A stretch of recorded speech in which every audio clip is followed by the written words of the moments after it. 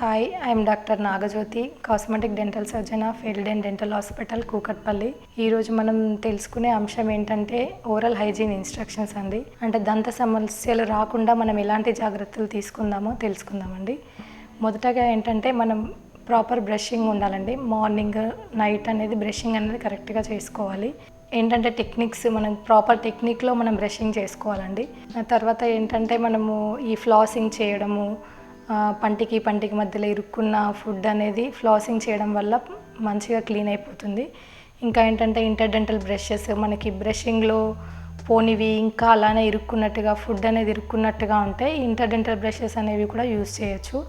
దానివల్ల మనకి రెండు పళ్ళ మధ్యలో ఇరుక్కున్న ఫుడ్ అనేది మనకి మంచిగా క్లీన్ చేసుకోవచ్చండి.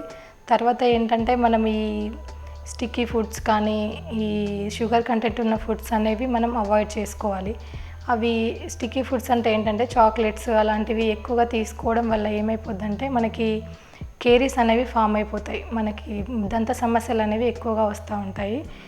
మళ్ళీ ఏంటంటే మనం ఏది తిన్నా ప్రతి మీల్కి మనం మంచిగా పుక్కిలించడం చేయాలి.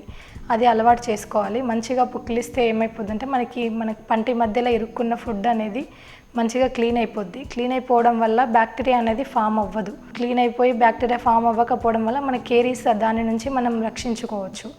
ఇంకా ఏంటంటే హై డయటరీ ఫుడ్స్ అనేవి తీసుకోవాలి.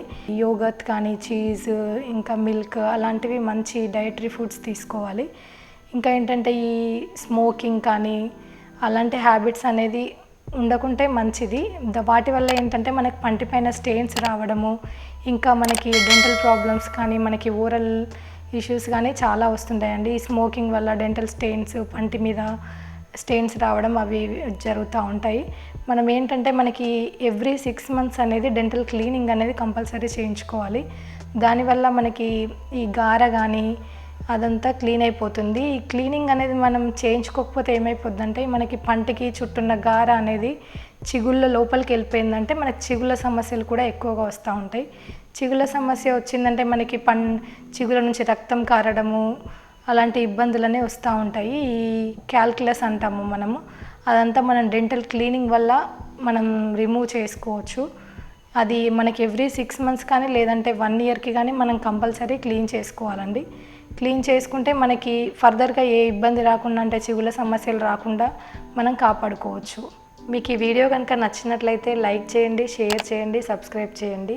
మీకు ఇంకేమైనా దీని గురించి డౌట్స్ ఏమైనా ఉంటే కమెంట్ బాక్స్లో కమెంట్ చేయండి. Thank you.